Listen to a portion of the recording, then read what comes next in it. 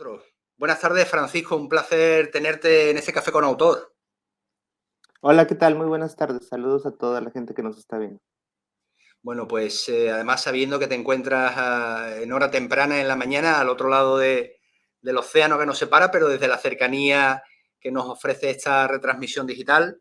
Última llamada en la frontera, un libro para la prevención de las conductas suicidas en adolescentes. Yo cuando llegó a mis manos, independientemente de la cercanía o lejanía que el tema pudiera tener para mí, pensé, oye, tan importante es el tema como para tener que escribir sobre ello y precisamente guiar, mostrar un camino que nos ayude a paliar, a reducir esto que está ocurriendo.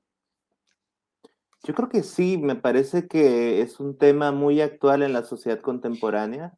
Lamentablemente también con el tema de la pandemia se ha exacerbado, aunque de unos años a la fecha ha habido un incremento considerable a nivel mundial en los diferentes grupos etarios, o sea, desde niños, adolescentes, adultos. Sin embargo, este trabajo se centra en adolescentes porque es el grupo más vulnerable, es donde se presenta la mayor incidencia de suicidios y además porque es el grupo con el que yo tengo más contacto a nivel de trabajo terapéutico. Bueno, y eso sin duda se refleja, queda reflejado, al menos se lo digo desde mi impresión como lector, Francisco, en ese libro que has escrito de una manera magistral y además que hace entender rápida y fácilmente estas cuestiones. Decías que la adolescencia es una población vulnerable. Es curioso, la adolescencia en el contexto occidental, al menos, en las últimas décadas ha ido teniendo un mayor nivel de autonomía, pero a la par las familias han incrementado también muchas veces pues, los miembros que están en trabajo, por ejemplo, y de repente descubrimos a adolescentes con mayor autonomía contextual, culturalmente, con muchas veces padres ausentes o al menos adultos ausentes mucho tiempo, ¿verdad? En el día a día. Al menos lo vivimos así desde aquí. No sé si en tu contexto ocurre exactamente eso. Sí, muchísimo. Yo estoy, por ejemplo, en una ciudad fronteriza, una ciudad industrial donde hay mucha empresa maquiladora del extranjero, de Corea o de Estados Unidos o China. Ajá. Y lo que sucede es que las personas trabajan todo el tiempo, llegan más o menos a las 8 de la noche a su casa, 9 de la noche. Entonces sus hijos realmente están prácticamente solos. Además, eso hablamos en la clase baja, ¿no? Pero en la clase media también hay exigencias económicas, culturales, donde los padres están muy saturados de expectativas, un poco este contexto de la sociedad del cansancio, ¿no? Donde hay demasiadas expectativas a nivel físico, de imagen, económico, social, y eso creo que también está creando una dinámica sociológica distinta. Los adolescentes se viven muy apartados y prácticamente en clase media y alta, pues en su cuarto y las clases bajas solos en casa o en la calle. Y esa Vaya. creo que es una realidad muy, muy difícil que está creando algo que se llama una soledad involuntaria que lleva a experiencias de melancolía y que posteriormente pueden conducir a la conducta suicida. Tradicionalmente se ha escuchado mucho eso bueno, alguien que, un familiar, un conocido, un vecino, te decía, oye, pues el hijo o la hija de fulanito tal, pues se ha hecho unos cortes o ha ingerido una medicación, ha tenido un intento de suicidio y es fácil escuchar, yo lo he escuchado en diferentes contextos, en más de una ocasión, comentarios del tipo, ah, es solo una llamada de atención, cosas de adolescentes, no hay que Ah, darle más importancia. Y a lo mejor son las primeras pistas que nos indican de que algo está ocurriendo, ¿verdad? Con ese adolescente, ¿no? claro. O las últimas, ¿no? O las Que es un últimas. poco, Bueno. ese es el punto, ¿no? Yo, por ejemplo, he trabajado en diferentes contextos, tanto académicos, en entornos escolares, como a nivel clínico, tanto público como privado. Entonces es un sector mucho más amplio en rangos socioculturales. Y lo que veo es que básicamente es la misma postura ante la conducta suicida, es minimizar la conducta suicida, minimizar el sufrimiento que presenta el adolescente, porque a la vez el reconocer ese sufrimiento sería una aceptación de que hay una disfunción en la familia. Y generalmente las familias deciden no aceptar y es preferible aniquilar el sufrimiento de uno que reconocer el sufrimiento colectivo y la disfuncionalidad de la colectividad familiar. Entonces, en este sentido, estamos encontrando, por un lado, quizás adultos, padres, progenitores que pasan más horas de lo que generaciones anteriores quizás estaban pasando con, o sea, pasan menos horas de lo que generaciones anteriores quizás pasaban con sus hijos, adolescentes con necesidades muy concretas de gestión personal, de relación contextual, de resolución de conflictos internos y aparte una sociedad también como muy avanzada en la que está predominando el establecimiento de relaciones y redes como muy superficiales, digitales, frente a lo analógico, ¿no? De alguna manera encontramos al adolescente un poquito desnudo, ¿no? En un mundo tan complejo, ¿no? Sí, ahí está lo que le llaman la antropología de la habitación, ¿no? Cómo el adolescente se ha refugiado en su cuarto y en los medios digitales y principalmente en los videojuegos. Incluso hay quienes predicen que tal vez en el futuro los deportes físicos ya no sean los que predominen, sino los deportes digitales o los videojuegos, viendo un montón de gente en un estadio viendo los videojuegos. Ahora, por ejemplo, yo cuando empecé a trabajar con adolescentes hace como 16 años, generalmente llegaban por problemas de conducta, de rebeldía. Ahora la mayoría de los pacientes llega por depresión, por autolesiones, por intentos suicidas, por trastornos de la conducta alimentaria, ¿sí? Creo que estamos yendo hacia un proceso mucho más melancólico que rebelde, como de una resignación y de un aislamiento muy profundo, y creo que eso nos debe de preocupar como sociedad. ¿Qué estamos haciendo en la convivencia familiar y en el entorno social para que estos chicos se vayan apartando? ¿Qué está pasando con los que están alrededor? Porque lo que yo he visto es que la mayoría de los padres también se viven muy solos. O sea, al final es una soledad que cada quien la vive en su cuarto o en su espacio y no conviven. Y ese creo que es el gran vacío que está viendo la sociedad contemporánea. Oye, Francisco, qué interesante esto que estás comentando. Pensaba un poco, a raíz precisamente de estas ideas que compartes, en esos padres que aun estando presentes en el espacio familiar, realmente están ausentes de la vida de sus hijos, ¿no? No tienen ni idea de con quién se relacionan sus hijos, de los intereses de sus hijos, de las dificultades del día a día de sus hijos. A veces yo lo encuentro en mensajes, pues, estereotipados, ¿no? Y un lacónico, bueno, cosas de adolescentes, tú sabes, se encierran en sí mismos, ¿no? De alguna manera normalizando cuestiones que quizás no deberíamos de normalizar con tanta facilidad. Claro, y algo también muy interesante es que esta o sea, creo que las generaciones que somos anteriores a la de los adolescentes, hemos estigmatizado mucho la adolescencia y esta generación de adolescentes. Me parece que también tienen muchos recursos estos adolescentes, son mucho más sensibles, son más comprometidos con ciertas causas, tienen una perspectiva diferente, pero creo que a veces el choque cultural también genera una sensación de incomprensión. Es decir, la incomprensión también conduce a la soledad. Llega el chico y habla sobre la diversidad sexual, que se está haciendo un tema muy, muy importante en la actualidad, o sobre las cuestiones transgénero, y todo eso, y las siguientes generaciones, los padres, los abuelos, tienen una resistencia muy importante hacia eso, y esa falta de comprensión se vive como un rechazo, y este rechazo conduce a un aislamiento y también a mucho sufrimiento a nivel social y existencial. Recordemos que la palabra sufrimiento lleva este peso de llevar la carga sobre uno mismo, ¿no? Y entonces, justo este libro lo que intenta es conducir a los padres, a los educadores y a los terapeutas a acompañar en ese proceso, a no dejar solo al adolescente y no dejarlo en esta sensación de sufrimiento, sino entrar en una conducta compasiva ante ese sufrimiento y juntos construir un panorama de esperanza para el futuro que de repente es bastante gris.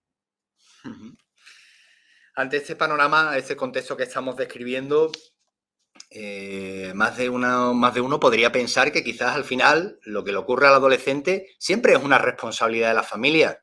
¿Dirías que esto es así, Francisco? Yo fíjate que procuro ser cuidadoso porque me parece que de repente los profesionales le cargamos mucho la mano a los padres. Y yo creo que no es una tarea de echar culpas, sino de reflexionar la participación que tenemos en la construcción del problema. Porque tan responsable es el padre como el educador, como el alcalde de la ciudad, como el presidente de la ciudad y todas las instituciones nacionales e internacionales. Entonces, creo que finalmente es un tema que a todos nos atañe y creo que en el trabajo que nosotros vamos a hacer para la prevención y el tratamiento de las conductas suicidas es mantener esta visión global y poder ayudar al padre a que reflexione. Lo que yo me he encontrado, Bruno, en el trabajo terapéutico, es que los padres también están sufriendo mucho. Cuando tú atiendes a un chico, a una chica que está teniendo una conducta suicida, generalmente la madre o el padre tienen un trastorno depresivo importante o un trastorno de ansiedad generalizada. Entonces, me parece que de repente esta actitud muy dura del profesional o del educador hacia el padre, pues finalmente lo que abona es más sufrimiento a una familia que ya está sufriendo. Lo que debemos de pensar es que cuando sufre un adolescente es la señal o la muestra de que hay un sufrimiento familiar.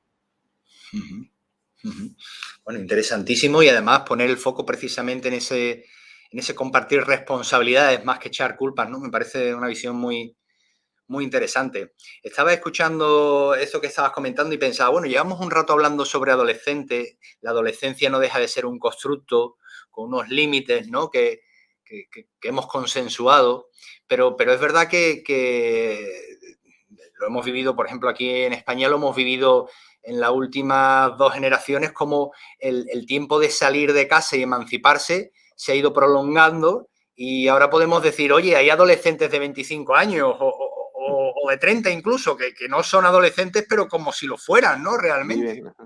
Eh, También para estos adultos que tienen una presencia en su casa y una función, unos roles, incluso unos vínculos que son más propios de un adolescente que un adulto, ¿también se da esto? ¿O cuando hablamos del suicidio de un adolescente y lo que tú nos cuentas y describes en tu libro, se refiere únicamente a la adolescencia tal y como la conocemos, esos 13, 14, 15, 16, 17 años? ¿Estamos en esa franja o la franja también se ha ampliado? La franja se ha ampliado. La percepción que yo tengo de los adolescentes, bueno, hay algunos teóricos que refieren que la adolescencia se ha extendido arriba y abajo.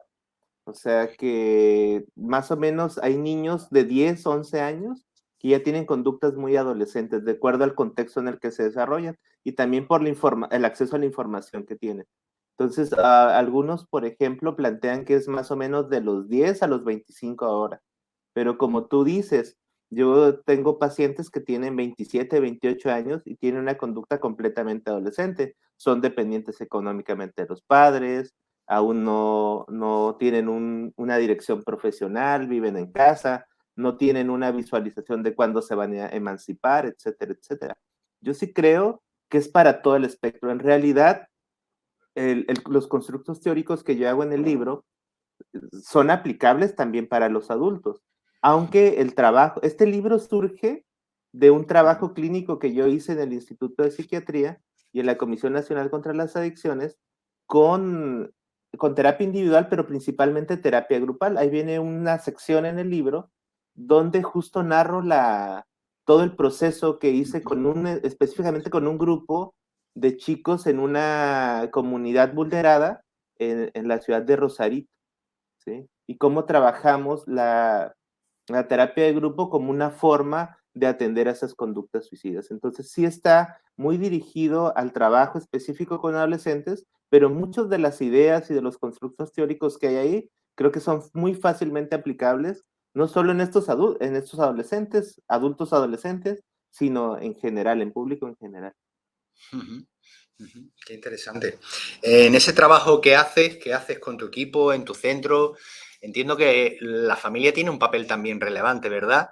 El foco no se pone exclusivamente en el adolescente, sus circunstancias, su gestión personal, sino en su entorno relacional, inclusivo el vínculo y la relación que se establece con el terapeuta, los terapeutas, ¿verdad?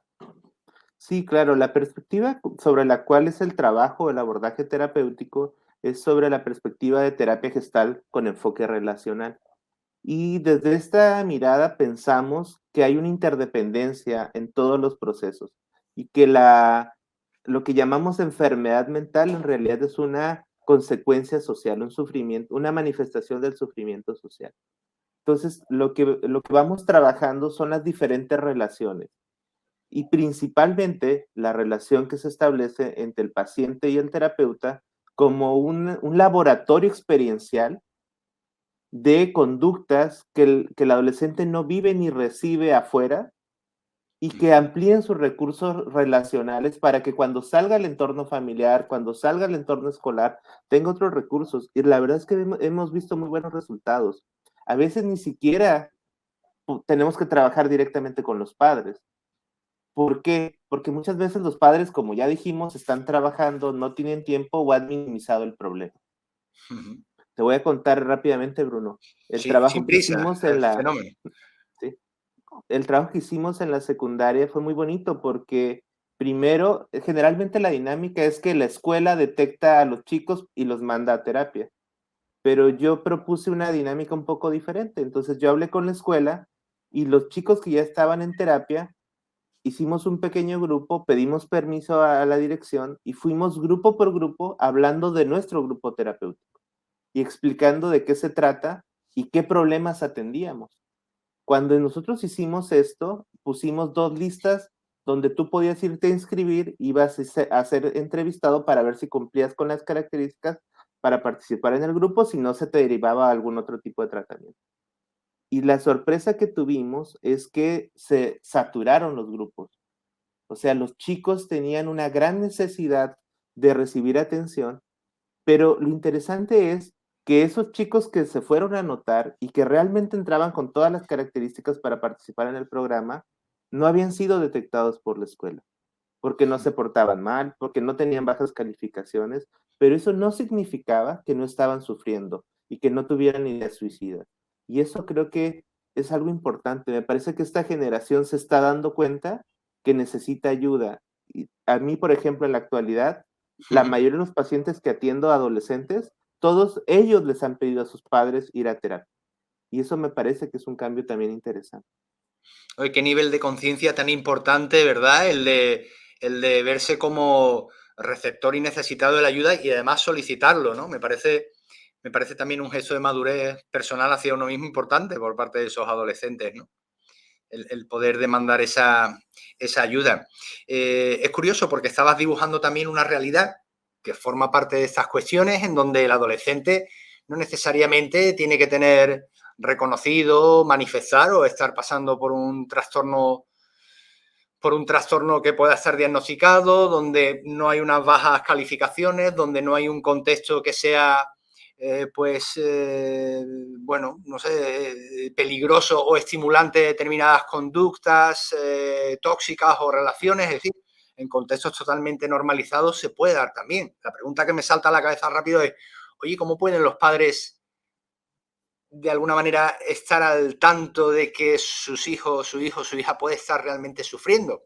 Máximo hoy en día que estamos pues precisamente al día, ¿no? A la orden del tema de las agresiones por cuestión de orientación sexual, del tema del bullying, que estamos de la violencia entre iguales, en fin, que son temáticas como muy, muy frescas, muy actuales, ¿no? Pero aún así muchas veces puede pasar desapercibido para nosotros. Entonces la pregunta, no me enrollo más, Francisco, la pregunta, Mm. ¿cómo pueden los padres detectar que hay un grado de sufrimiento en sus hijos que merece atención y que merece algún tipo pues eso, de intervención, de presencia? Yo creo que hay un apartado en el libro donde yo le llamo prevención de conductas suicidas en el contexto familiar a partir del fortalecimiento de los vínculos afectivos. Yo creo que a veces los padres piensan que prevenir todo está enfocado en corregir y en castigar, en vigilar y castigar. Y yo creo que el vigilar y castigar, pues es una forma de crianza, pero no creo que sea el mejor estilo de crianza. Me parece que el fortalecimiento de los vínculos afectivos es la mejor manera de prevenir no solo la conducta suicida, sino también las conductas adictivas y muchos otros problemas. Como te decía, me parece que el sufrimiento de los chicos no solo es un sufrimiento individual, sino muy probablemente esté en todo el entorno familiar. Y entonces creo que la proximidad lo que puede hacer no solo es, o el fortalecimiento de los vínculos afectivos, no solo es prevenir el tema en el adolescente, sino fortalecer la dinámica familiar y crear una dinámica que realmente es estimulante. Muchos adolescentes, el gran sufrimiento es llegar a casa, y eso es muy triste. Que el lugar que se supondría que es el lugar donde podrías estar más seguro, se vuelve el lugar más tormentoso. Creo que esa sensación de no querer llegar a casa termina siendo un proceso de mucho sufrimiento. Ujú. Bueno, qué interesante esta cuestión que estás reforzando, efectivamente, ¿no? No poner el foco o la problemática en el adolescente, sino en su entorno, en donde encontramos seguramente otras personas que están sufriendo, y desde ese fortalecimiento del vínculo, ¿no? Como una manera de prevenirlo. Bueno, son conocidos los vídeos que han corrido por internet, como muchos otros, ¿no? En donde prácticas autolesivas, como los cortes en antebrazos, en muñecas y demás, pues están asociadas a determinadas prácticas, a veces, permíteme la expresión, tribales o grupales entre adolescentes, a veces asociadas precisamente bueno, pues situaciones de sufrimiento inter o intrapersonal, pero de alguna manera este tipo de señales, lejos de ser un juego o de ser nuevas mecánicas, por irracionales que nos parezcan, de demostrar determinadas cosas en la adolescencia, realmente tendrían que ser señales de alarma para cualquiera, ¿no? El hecho de que tu hijo conscientemente se infrinja algún tipo de daño, ¿no? Claro, a mí me parece que hay una confusión importante en las conductas autolesivas, porque se trata el tema en el libro, hay un pequeño apartado en las diferentes experiencias de sufrimiento relacionadas con el suicidio, que son las conductas autolesivas. El diagnóstico como tal es conductas autolesivas sin intención suicida, es decir, ahí hay una diferenciación de cuando alguien se hace daño por una conducta compulsiva o ansiosa generalmente, a cuando hay una intención suicida. Pero el error que yo veo que asumen los padres es pensar, como lo decías, de la conducta suicida, que es una moda, que es una forma de llamar la atención, ¿sí? Pero a mí me llama de especial manera el comentario que hacen los adolescentes que tienen conductas autolesivas. Normalmente ellos se refieren como el grito silencioso, y eso me lo dicen ellos, no es un término que yo haya visto, sino ellos me lo han referido. Entonces, eso me parece muy interesante el pensar que la autolesión es decirle al padre algo, tiene un mensaje, pero la hermenéutica del padre no es la adecuada, no logra interpretar adecuadamente el mensaje y en la mayoría de los casos ni siquiera se entera. Lo interesante de esto es que normalmente las autolesiones las descubre la escuela, no los propios padres o los amigos, ¿no? A veces los amigos refieren a los padres o a la escuela que alguien se está autolesionando. Y yo creo que puede empezar por una moda, pero el problema es si se queda ya no es una moda, ¿no? Si lo sigues haciendo ya no es un juego. O sea, yo puedo empezar como es como las drogas. Tú puedes probar por moda, pero si te quedas es porque te pasa algo, porque algo responde a tu sufrimiento y a tu necesidad. Buena reflexión esa. Además, claro, entiendo que de alguna manera el exponerse a ese tipo de conductas autolesivas pues va llevando a la persona a perder cierto miedo, a banalizar incluso el riesgo, ¿no? De determinadas acciones con el consiguiente potencial de mayor riesgo que eso pueda tener. Es decir, el perder conciencia de que lo que estoy haciendo de alguna manera me pone en una situación delicada, ¿no? Sí, yo creo que lo que pasa es que hay elementos que desencadenan el nivel de sufrimiento, que rompen las barreras. Y entonces creo que cuando tú estás en un contexto donde se potencializa el sufrimiento que tú estás, eso hace que crezca. Por ejemplo, los adolescentes que tienen sufrimiento se reúnen con otros adolescentes que tienen condiciones parecidas. ¿Por qué? Por un tema de vergüenza. Porque, por ejemplo, si tú tienes una condición deficitaria y te reúnes con gente que su convivencia es adecuada, funcional, pues te sientes mucho más inadecuado. Pero si te reúnes con gente que tiene problemas parecidos a los tuyos o peores, Pero, eso hace que la vergüenza se disminuya.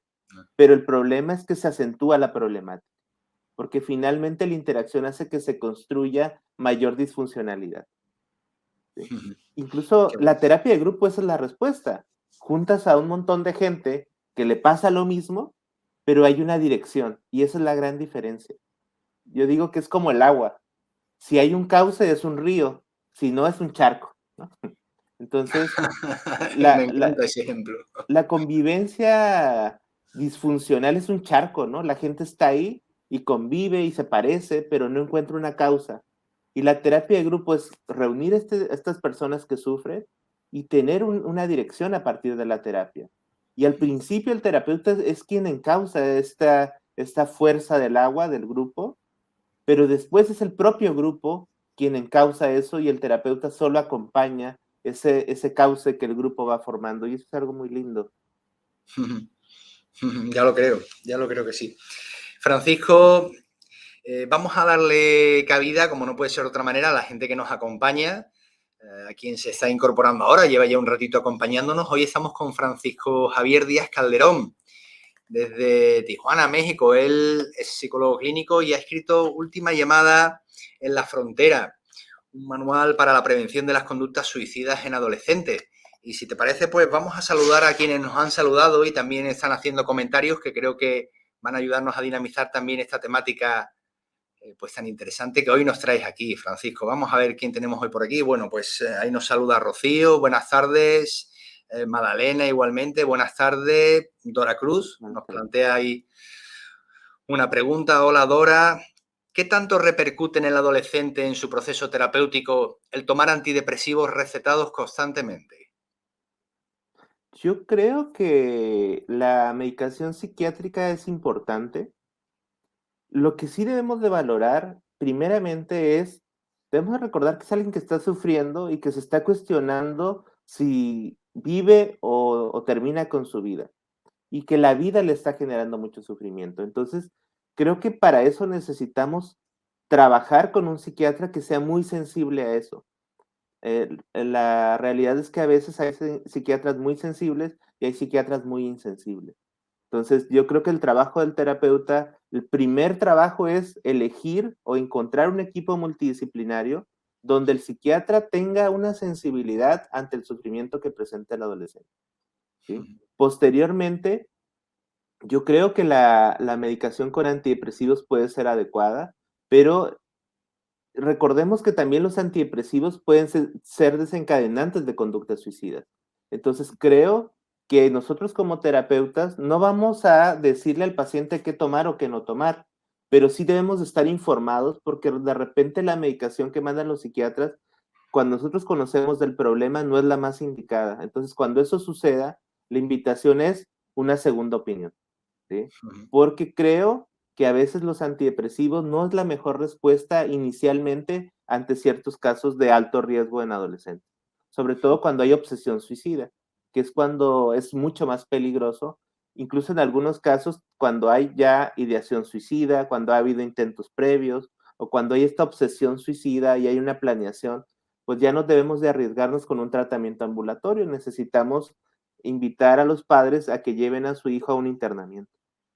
Qué interesante, la verdad que la adolescencia es un reflejo de la sociedad en la que se desarrolla, un reflejo, como no puede ser de otra manera, de su entorno más cercano, cultural, familiar, y pone de manifiesto más que nunca quizás pues esas competencias que los padres, pero también los educadores y cualquier otra persona que trabaje con adolescentes o conviva con ellos, esas competencias relacionales que son tan necesarias para un adecuado desarrollo pues de la personalidad y de los distintos conflictos que van surgiendo. De alguna manera, la prevención de las conductas de suicidio en adolescentes, por ejemplo, en las familias, viene entonces, si lo he entendido bien, también de un desarrollo y un estímulo oye, de la propia madurez, de la propia competencia emocional de los adultos, de los progenitores. Y esto es extensible a todos esos ámbitos en los que el adolescente participa, la escuela o cualquier otro, ¿verdad? Francisco, ¿es así o tienes otra opinión? No, correcto, me parece muy importante. Además, yo creo que el primer trabajo en la en el acompañamiento, en la prevención o el tratamiento de las conductas suicidas es aceptar el deseo de morir del paciente. Es decir, aceptarlo y comprenderlo para poder después encontrar formas de construir esperanza. Creo que el grave error es querer quitar inmediatamente la idea, porque querer quitar inmediatamente la idea de suicidio es invalidar su experiencia de sufrimiento. Lo primero es aceptarla, Ujú. comprenderla y a partir de ahí ir dando elementos de construcción para esperanza, porque la depresión no es tristeza, la depresión es desesperanza. El suicidio no es ganas de morir, es querer parar con el sufrimiento que produce la vida. Entonces, primero debemos de comprender por qué ese adolescente está sufriendo tanto con la vida, por qué le duele tanto la vida, y a partir de ahí ir construyendo una narrativa distinta, pero no fuera de contexto, sino del propio contexto de convivencia que se está teniendo. Destaco, y así lo voy a poner ahora en el banner, esta reflexión que compartes, ¿no? El suicidio no es querer morir, es querer parar el sufrimiento, ¿no? ¿Sí? Realmente, al final es entender la necesidad también de la persona, en este caso del adolescente. Pero claro, estamos con un adolescente que dentro de su inmadurez, pues también le faltan competencias muchas veces de gestión personal, competencias incluso para poner de manifiesto el tipo de necesidad que tienen. Y, y a veces también un adolescente que por otras causas pues no está en plena armonía en su entorno familiar, con lo cual se complica todo más, ¿no? Sí, fíjate, yo creo, ya tengo mucho tiempo trabajando con adolescentes y yo creo que en realidad no es tan difícil, solo que al principio les cuesta mucho trabajo. Las primeras sesiones del trabajo con adolescentes y sobre todo con adolescentes con conductas suicidas suelen ser muy difíciles porque están muy cerrados, casi no quieren hablar, a veces son incluso un poco hostiles con el terapeuta, no siempre, pero en ocasiones puede ser. Esta primera etapa me parece que es la más importante. Las primeras 10 sesiones me parece que pueden ser las más complejas, porque puede ser muy frustrante para el terapeuta que se esfuerza, que intenta, pero el adolescente a veces necesita ver esa perseverancia para poder confiar. Algo que a mí me pareció interesante cuando trabajé con este grupo que te decía, es que al final yo les hice una encuesta para ver cómo se sintieron con el proceso terapéutico, cuando cerramos el grupo. Y ellos, más que hablar de la actitud y de todo lo que se hacía en la terapia, lo que más destacaron del trabajo terapéutico es el terapeuta le echa ganas, el terapeuta no se rinde, el terapeuta siempre se comprometió, el terapeuta siempre tuvo la confianza de que íbamos a estar mejor. Este tipo de aspectos de validar la esperanza y la confianza en el futuro es fundamental. Y creo que cuando el terapeuta lo siente, no lo tiene que estar diciendo, lo transmite con su actitud y el adolescente se va empapando de eso y confía y se abre totalmente a la experiencia que hay en la relación. Qué interesante esto que estás diciendo. Entendía que el terapeuta también, como profesional, preparado, mejor o peor, pero preparado, con experiencia, mayor o menor, pero con experiencia y conocimiento, pues se enfrenta a situaciones en donde ha de gestionar esa falta de respuesta o ese cierre del joven y la frustración que eso le pueda conllevar. Y hacía la extrapolación a la vida familiar, como tantos padres y madres muchas veces me reflejan esto mismo, ¿no? Es que quiero llegar y no me deja, lo que encuentro es un muro, con lo cual, claro, al final me canso y salgo por peteneras, ¿no? Ya no lo busco, ¿no? Como aceptando de alguna manera ese juego relacional que le ofrece el joven, ¿no? Quizás aquí este mismo mensaje para el terapeuta que das en tu libro también valdría para los padres, ¿verdad? Mantener esa paciencia, ese perseverar, ese buscar el equilibrio entre la frustración que le produce no llegar a su hijo y a la par la necesidad que siente oye, que ha de hacerlo, ¿no? Sí, fíjate, algo bien interesante. Nosotros en la Comisión Nacional contra las Adicciones tenemos unos centros de terapia y ahí van los padres y los hijos a terapia. Y normalmente toman en una sala terapia los adolescentes y en otra los padres. Son a la par, son simultáneas las sesiones. Y lo que vimos es que a veces inmediatamente al solo hecho de ir a la terapia, los adolescentes empezaban a mejorar. Y los papás llegaban y nos agradecían a los terapeutas. Y yo decía, pues si no hemos hecho nada, ¿no? Va a una sesión, o ni siquiera, o solo los entrevistamos, no hicimos gran cosa. Pero lo que nos dimos cuenta es que el trayecto que iban juntos a la terapia, de ida y de regreso, y el tener un tema en común, hacía que fueran mejorando. O sea, no, ni siquiera la terapia en sí misma, sino el saber que tu papá se interesó, que te va a llevar y que además tienen un momento de convivencia especial solo de ustedes, ¿no? Y eso en gran medida era lo que hacía que mejorara. Entonces, creo que de repente los padres quieren tener una llave para inmediatamente abrir el mundo íntimo del adolescente. Y creo que esto se va dando a través de la convivencia. Y entonces creo que cuando los padres se involucran mayormente con los adolescentes, obtienen estos resultados. El adolescente va hablando de sí mismo y también el padre cuando habla de sí mismo, el adolescente empieza a confiar. Por ejemplo, en la terapia, la revelación del terapeuta, pequeñas revelaciones, ayudan a que a que el adolescente sienta la confianza de si él está compartiendo, yo también voy a compartir. Y eso es bien importante. Qué interesante. De alguna manera, el joven, el adolescente nos está cerrando el paso, pero está esperando que sigamos intentando pasar, ¿verdad? Sí, fíjate, algo interesante que narran las mamás cuando trabajamos en grupos es que generalmente los adolescentes les dicen algo importante cuando están ocupadas, o sea, cuando están cocinando o cuando están ocupadas haciendo alguna otra actividad. Alguna faena. Y generalmente lo que podemos interpretar de eso es un reto, ¿no? O sea, ¿qué es más importante? ¿Eso que te es importante o yo? Entonces, ese tipo de mensajes suele ser constantes en el adolescente. Pero cuando el adolescente ve que para ti es prioridad su bienestar, suele ser mucho más abierto, suele ser muy comprometido con la terapia y suele tener una actitud de mucha lealtad hacia quien le abre ese espacio de confianza y de seguridad, ya sea el padre, la madre, el maestro, el terapeuta. Y creo que eso hace que la experiencia mejore y la vida se vuelva más agradable. Qué bueno. Francisco, pues vamos a seguir con los saludos y las cuestiones que nos plantean aquí quienes nos están viendo en directo. Recuerden, hoy estamos con Francisco Javier Díaz Calderón, última de llamada en la frontera, manual para la prevención de las conductas suicidas en adolescentes. Un libro para profesionales, pero también para cualquier adulto que conviva, que trabaje con adolescentes y esté interesado en conocer sus mecánicas. Nos dice, a ver, bueno, Anaís, querida amiga, nos saluda. Buenas tardes, Bruno. Bueno, con mucho cariño, Anabel, desde Valencia, gracias por estar ahí. Carmela Robledo nos saluda. Buenas tardes. Y nos dice Ángela Bret, querida amiga también. ¿Y cómo hacer para no sentirse mal por tener depresión y que ello le afecte a los hijos? Sabernos que estamos en un estado de padecimiento, de sufrimiento personal, cómo eso influye en los nuestros y sentir que no podemos evitarlo, pues pregunta interesante nos plantea Ángela. Sí, yo creo que primero quitándole el estigma a la depresión. Es una experiencia que se tiene y que emerge de una situación o de un contexto. Las- La depresión para mí tiene que ver con una situación social, familiar, que nos conduce a tener estos episodios depresivos.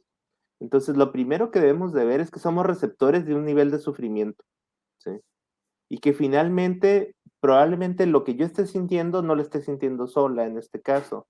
Probablemente lo esté sintiendo mi pareja, mi hijo, mi mamá, mi hermano, mi vecina.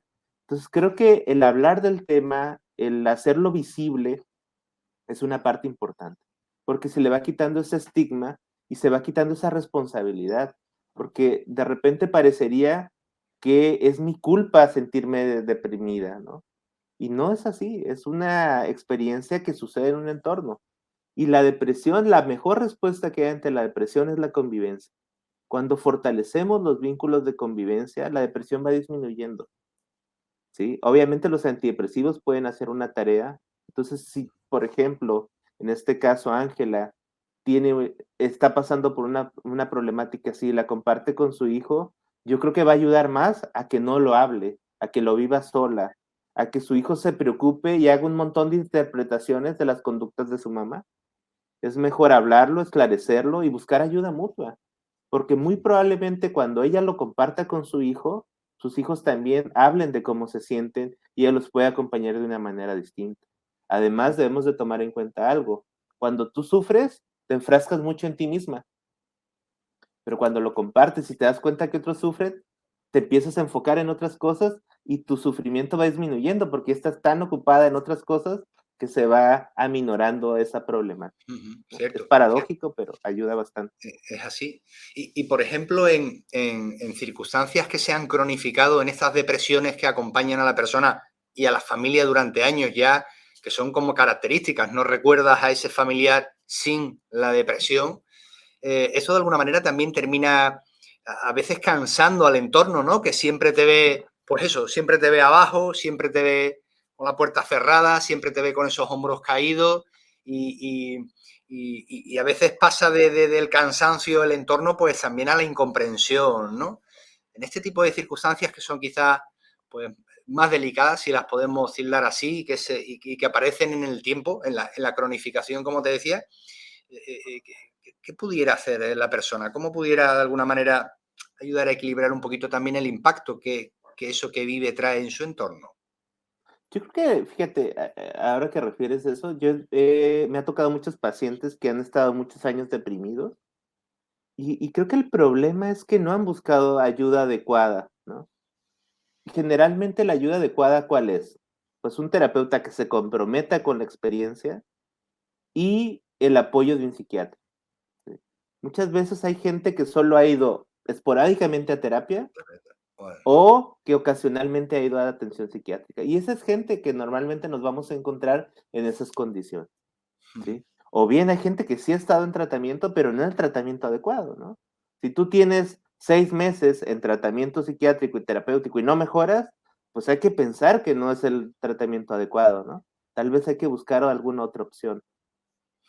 Porque lo que hace el terapeuta más que nada es aportar una mirada distinta de la vida y de las perspectivas del propio individuo, ¿no? Decíamos, justo vamos a dar un taller sobre poesía y terapia gestal, y decíamos, es como cuando alguien ve una nube y dice, la nube es gris, pero cuando alguien se asoma y le dice, vela bien, y empieza a encontrar muchos colores en la nube y muchas formas, eso es la terapia. La terapia es enseñarle a la persona que hay muchos colores de la vida y hay muchas formas de vivir, pero que la manera en que está viviendo en esa familia tal vez sea gris y todos los de esa familia vean las nubes grises, pero llegar a terapia es ver de muchos colores y entonces cuando regresas a la familia ya no regresas con la misma actitud.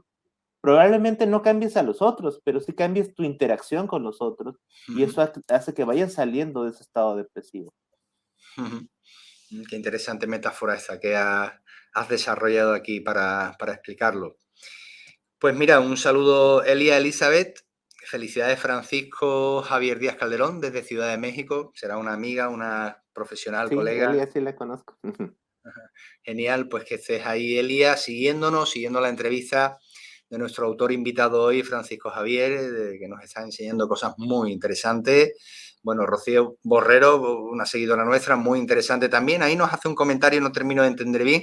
Mi niña me di cuenta por las manos de lavárselas. No sé si es que quiere contarnos algo acerca de alguna circunstancia que ella vivió y percibió algún tipo de conducta que le llamó la atención, pero bueno, si lo puedes ampliar, Rocío, te lo agradecemos. Aquí otro saludo para ti, Ana Ballesteros, super profesor Francisco Javier Díaz Calderón. Qué bueno que la gente aprecia a uno. Gracias, Ana. Bien, bravo, Ana Ballesteros. Katia Tienza, buenas tardes, desde Madrid también. Leire Pardo. Vale, sí, nos hablaba Rocío referente a un toque. Se dio cuenta precisamente como, Sí. pues claro, supongo que conductas recursivas de lavarse las manos, pues que algo pasaba y de ahí vino el tema de que pudieran diagnosticar ese TOC. Exactamente, sí, que tenía TOC, nos dice. Gracias, Rocío, por la aclaración. Nos plantea también, a ver, aquí saltó el automático y es lo que tiene la cámara con el enfoque automático, que cuando quiere, ahora. Nos dice Leire Pardo, ¿cómo podemos ayudar a aquellos adolescentes jóvenes en los que los papás no favorecen ni están comprometidos a que haya una buena convivencia? Yo tengo un libro que se llama En el origen era el amor, que hablo sobre el trabajo de terapia familiar en familias en experiencia adictiva. Y lo que yo creo, o sea, yo le puse ese nombre porque yo creo que de origen todos los papás aman a sus hijos, ¿no? Y por muy disfuncionales que sean sus conductas, desde su perspectiva es una muestra amorosa, ¿no? Entonces, yo creo que lo primero que debemos de respetar es eso, que la forma en que ha presentado la familia ha sido un intento amoroso. La intención es buena, la ejecución es pésima, ¿no? Entonces, lo que debemos de valorar y justo traer a la terapia son las intenciones de los padres, que ese es un trabajo hermenéutico que se hace junto con el adolescente, es decir, ¿qué hace tu papá y cuál crees que es la intención atrás de eso que hace tu padre? Porque muchas veces el adolescente también desarrolla una mirada muy egosintónica, como si todo tuviera que ver con él, como si todos estuvieran en contra de él, y no sucede así, o sea, yo creo que los padres por muy equivocados que estén en ciertas conductas, pues hay otras cosas que hacen bien y que apoyan y que acompañan y que favorecen. Entonces yo creo que lo primero que hay que valorar es la intención que tiene el padre y ver cómo la ejecución no está siendo buena. Y creo que desde ahí ir explorando estas maneras de que el adolescente le comunique al padre que la intención es buena, o sea, el fondo es bueno, la forma no, ¿ok? Y entonces ahí es mucho del trabajo. Y justo en la terapia seguimos trabajando con el fondo, es decir, con la esencia de las necesidades que tiene el adolescente. Y muchas veces el adolescente necesita recuperar la agresividad, es decir, la capacidad de decir, de hablar, de expresar, de resistirse, de pensar diferente. Y muchas veces los padres no les gusta eso de la terapia, pero después agradecen por los cambios que van viendo en sus hijos.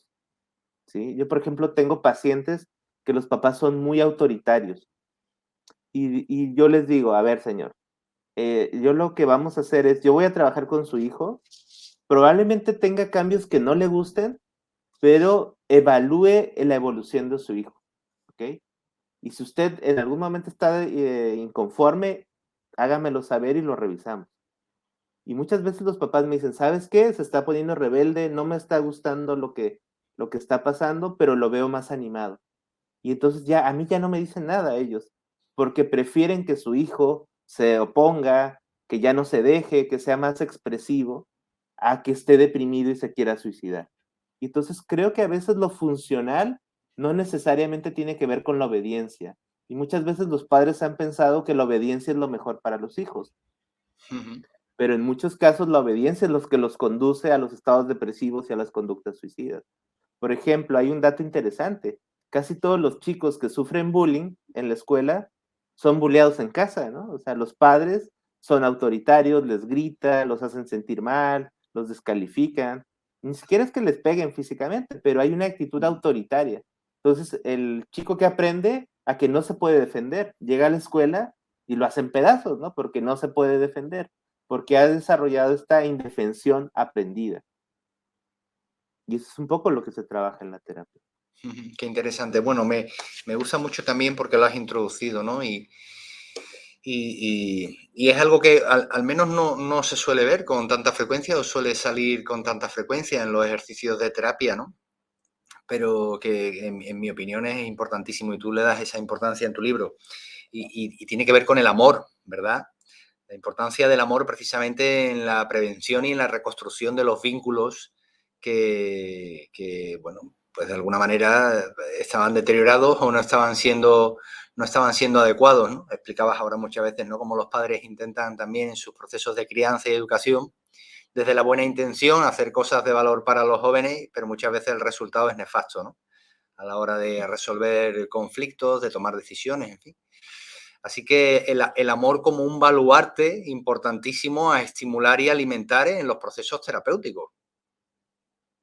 Claro, yo creo que los adolescentes en la etapa específica de la adolescencia es una gran oportunidad para un cambio, porque más o menos entre los 13 y 14 años sucede un proceso neurobiológico que se llama la poda sináptica, que da Ujú. la oportunidad de construir nuevas redes neuronales.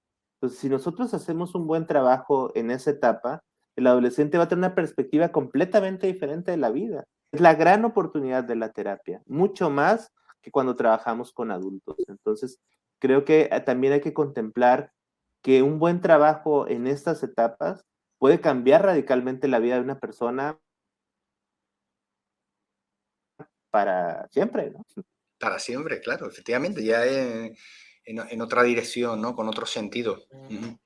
Me está gustando mucho esta entrevista, Francisco, por ese sentido común desde el rigor también y la experiencia que estás compartiendo, ¿no? Al desculpabilizar a los tutores, a los padres, ¿no? Como principales responsables de todos los males de los hijos, al entender que detrás de que el problema en sí mismo no es tanto, entiéndame, el suicidio, sino aquellas circunstancias que lo llevan y es una manifestación, ¿no? De lo que está surgiendo por detrás, a poner de nuevo la vista en el refuerzo, en la construcción de vínculos potentes, nutritivos, en el entorno relacional del adolescente, el familiar, pero también el terapéutico, ¿no? El cómo entender que detrás de esas llamadas de atención que tendemos a relativizar o a minimizar, realmente hay una llamada de atención, ¿verdad? Y algo se quiere comunicar y, bueno, encuentra esa vía de expresión. Para quien quiera acercarse a la lectura de este libro, sea un profesional o no de la terapia, un educador, un consejero, o sencillamente personas que quieren entender mejor la dinámica de crecimiento y madurez de sus hijos adolescentes, ¿qué tal si les haces una invitación a que lean La última llamada en la frontera? Hablando precisamente de las bondades de lo que les va a ofrecer la lectura del libro. Nadie mejor que tú para hacer eso, Francisco. Muy bien, gracias. Bueno, yo creo que es un libro que primero está narrado en un lenguaje bastante sencillo, accesible, yo creo que para el público en general, sin perder aspectos técnicos importantes para los profesionales. Aunque es un libro dirigido principalmente para terapeutas, creo que como tú lo has venido diciendo, es muy sencillo de leer.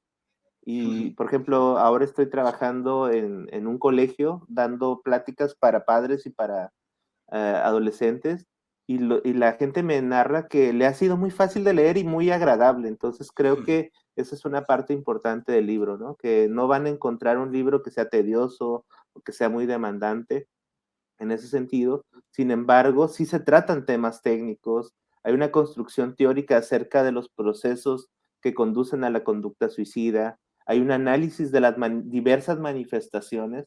También cada tema, por ejemplo, cuando se habla del abuso sexual, de los trastornos de la conducta alimentaria, hay un caso donde se ejemplifica cómo prevenir, qué preguntar, etcétera, etcétera. Hay una parte donde hay una serie de preguntas de cómo explorar cuando pensamos que alguien puede tener un riesgo suicida. Después hay esta fase, este proceso para fortalecer el vínculo y que van dirigido a los padres o a los educadores. Pero después también se habla del acompañamiento terapéutico, tanto a nivel individual como a nivel grupal.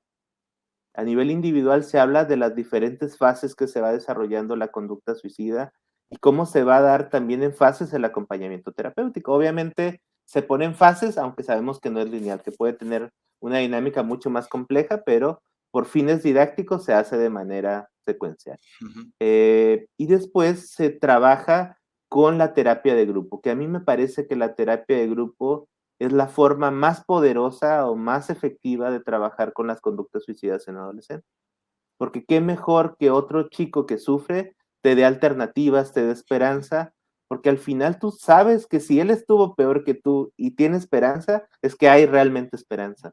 Porque creo que cuando te lo dice alguien que no está tan mal o que está en una posición de privilegio, pues conoces su buena intención, pero tal vez dudas de que tú puedas estar en esa condición. Entonces, pues, creo que por eso la terapia de grupo es muy interesante y ahí se narra esa dinámica, cómo trabajarlo, cuáles son las fases, qué aspectos tomar en cuenta, cómo diagnosticar y cómo evitar que la terapia de grupo se vuelva riesgosa, porque también tenemos de evaluar el riesgo de los participantes. Y finalmente el libro termina siendo muy pragmático en el sentido de que yo hago una propuesta de un programa de sensibilización para prevención de conductas suicidas.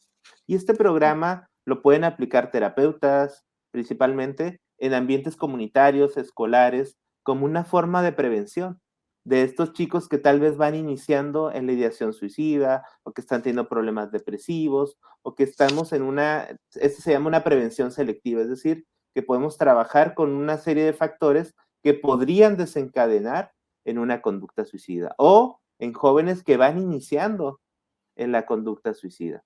Obviamente, los que ya tienen una situación más exacerbada, este programa ya no les funcionaría y deberían de ir a una terapia individual o a una terapia grupal focalizada, especializada en el tema. Entonces, creo que el libro abarca un montón de cosas, entonces, ojalá pueda ser nutritivo para los profesionales y también para todo el público interesado en el tema. Sin duda alguna lo es, Francisco. Es un placer entrevistarte y tenerlo. Es un libro bastante completo. Sin duda es una herramienta de trabajo maravillosa para cualquier terapeuta que trabaje en estas edades. También para cualquier persona interesada en el desarrollo saludable, precisamente de esta población a la que nos dirigimos, ¿no? La adolescente. Con Francisco Javier Díaz Calderón, desde Tijuana, México, en directo, Última llamada en la frontera, un libro de la editorial de Esclé de Brouwer. Ya saben, nuestra editorial de referencia. Les invito a que se pasen por su página web, que seguro que se llevan bajo el brazo alguna lectura interesantísima con la que crecer, aprender o mejorar su práctica profesional. Querido Francisco, desde Sevilla te mando un fortísimo abrazo, deseando lo mejor para esta obra y también con el anhelo de que volvamos a coincidir en otras y traigas, bueno, pues lo interesante de tu trabajo, de tu saber a esta retransmisión, bueno, pues como has hecho hoy, que ha sido de lo más estimulante escucharte. Un fortísimo abrazo desde Sevilla a ti y a todas las personas, queridos amigos y amigas que nos han seguido.